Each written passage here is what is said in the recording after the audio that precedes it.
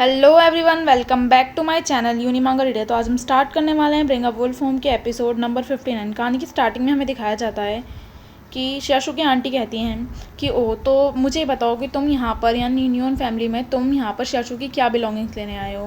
फिर बोलता है हम ज़्यादा टाइम नहीं लगेगा, हम सिर्फ कुछ टाइम के लिए आए हैं और लेकर चले जाएंगे। फिर वो कहता है कि तुम देने की जगह यहाँ पर इस फैमिली से कुछ लेने आए हो, अगर कुछ लेना तो ख़रीद के लेना, क्योंकि मैंने तुम्हें पैदा किया लेकिन तुमने मुझे कुछ भी नहीं दिया। फिर उसने कहा कि मैं कैसा पैदा किया आपने, मुझे हर चीज़ छोड़ी हुई मिलती थी, जो भी आपका बेटा छोड़ता था। मुझे नहीं लगता कि आपने मुझे अडॉप्ट किया था, आपने सिर्फ प्रॉफिट के लिए किया था। ये सुन के उसकी आंटी गुस्सा हो जाती हैं और वो अपना हाथ उठा के उसे मारने को कहती हैं कि मैंने तेरे जैसे अनग्रेटफुल चाइल्ड को मतलब रेस किया है, तुझे मेरे को कुछ भी नहीं दिया और मैंने तेरे लिए इतना कुछ किया।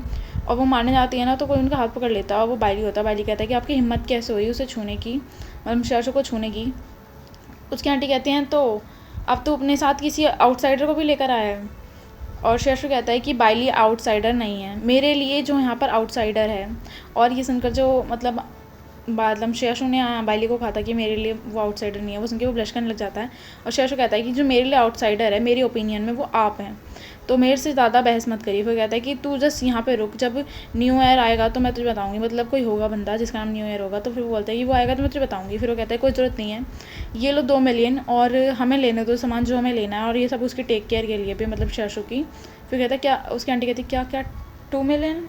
और फिर वो कहता है कि शशु की बाइली ये लोग इतना डिज़र्व नहीं करते। फिर बाइली कहता है कि ये सिर्फ थोड़े से पैसे हैं मेरे लिए, बस तुम्हें कोई प्रॉब्लम ना हो। और फिर कहता है कि चलो ठीक है हम चलते हैं अंदर।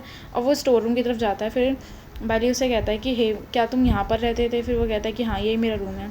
फिर वो कहता है कि तुम सही कह रहे थे, उस इंसान को सिर्फ $1 मिलियन देना चाहिए था, वो उतने के भी वर्थ ही नहीं है।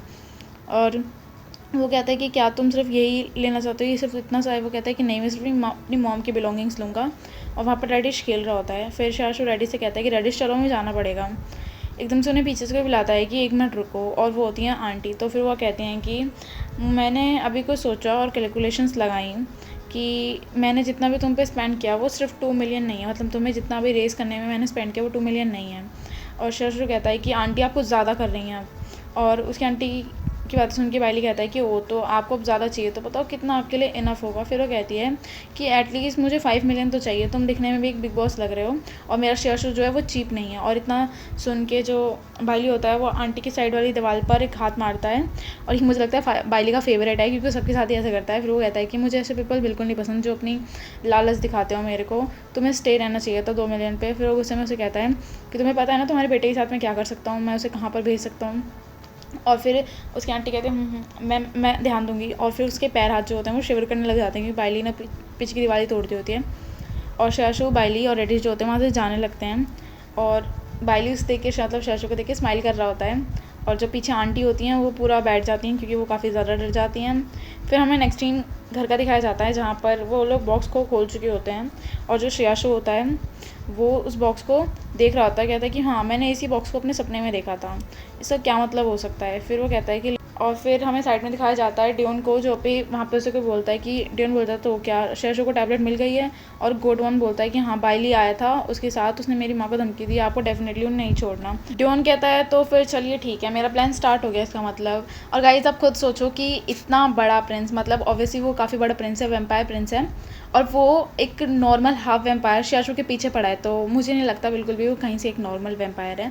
और आज का एपिसोड हमारा यहीं एंड होता है, मिलता है जल्दी नेक्स्ट एपिसोड के साथ। Bye bye guys.